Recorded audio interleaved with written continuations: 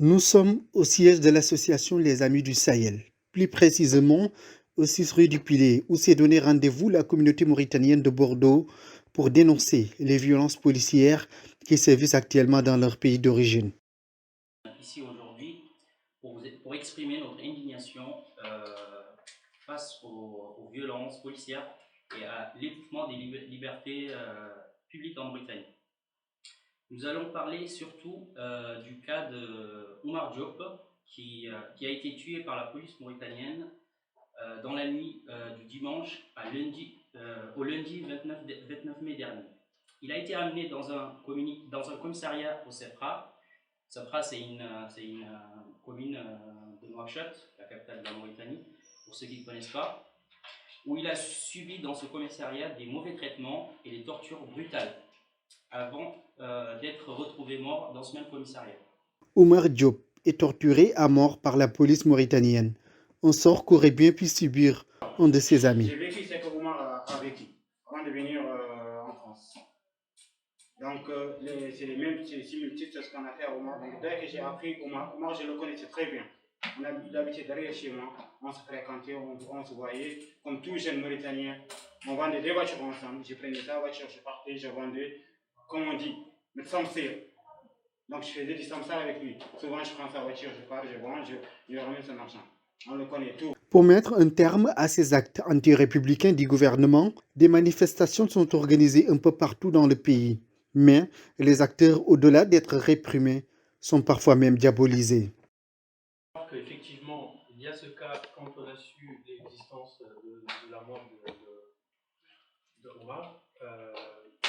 24 heures après, il y a eu la mort de Mohamed Lamine, au niveau de Bogué, parce qu'il manifestait, lui, pour dénoncer la mort de Omar. Donc c'est très compliqué d'avoir toutes ces informations en même temps, alors que quelques semaines plus tôt, Souvi est mort dans les mêmes conditions. Il a été en détention, frappé, sans doute mortellement, du coup torturé, parce qu'il est mort entre les mains de la police.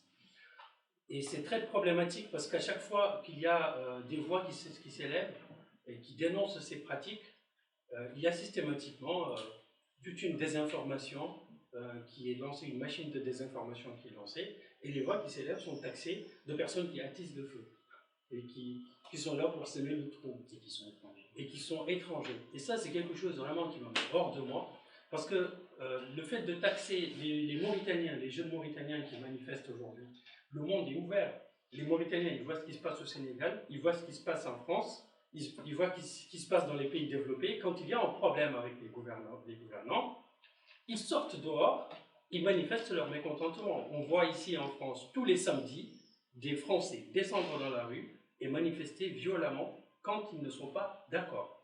On ne dit pas que c'est des étrangers. Toutefois, le combat, aussi noble qu'il soit, est loin d'être gagné. D'où l'urgence d'unir tous les Mauritaniens pour faire humanité ensemble. Ça ne peut pas continuer comme ça. Ça ne peut pas continuer comme ça. Donc, nous les appelons à se joindre à nous dans notre lutte pour la justice et la liberté. La justice, la liberté et l'égalité pour tous les citoyens mauritaniens, sans distinction de couleur, de peau ou d'ethnie. Nous devons tous faire notre part pour défendre les droits humains et pour nous opposer à toute forme de violence ou discrimination en Mauritanie. C'est notre devoir en tant qu'humains, en tant que citoyens de notre pays et en tant que membres de la famille mondiale. Aujourd'hui, la communication n'est pas facile en Mauritanie pour cause, la population est privée d'Internet comme à chaque manifestation, d'où l'urgence d'alerter la communauté internationale. Donc cette conférence, on va dire improvisée, va rappeler du coup notre indignation et rappeler à la communauté internationale, parce que nous avons les canaux, nous, au moins, Internet n'est pas coupé ici, donc parce qu'on est quand même dans un pays de démocratie. Donc contrairement à notre pays, il faut le dire aussi. Donc en Mauritanie, la démocratie elle est bafouillée, les droits humains, comme Sylvie l'a aussi rappelé, sont bafoués. Donc nous, on a notre part de responsabilité.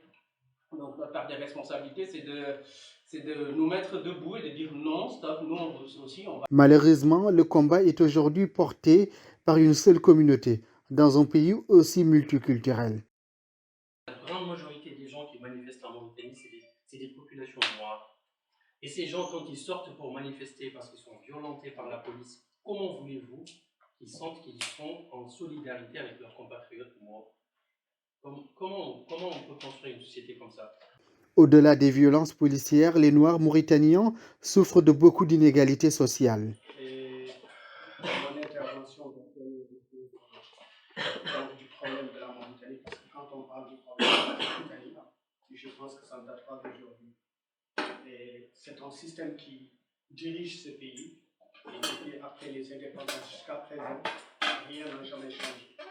Ils sont restés stagnés à leur système d'exclusion, le système du tribalisme et du racisme. Pour maintenir cette dynamique, les Mauritaniens de Bordeaux ont décidé de mettre en place une structure.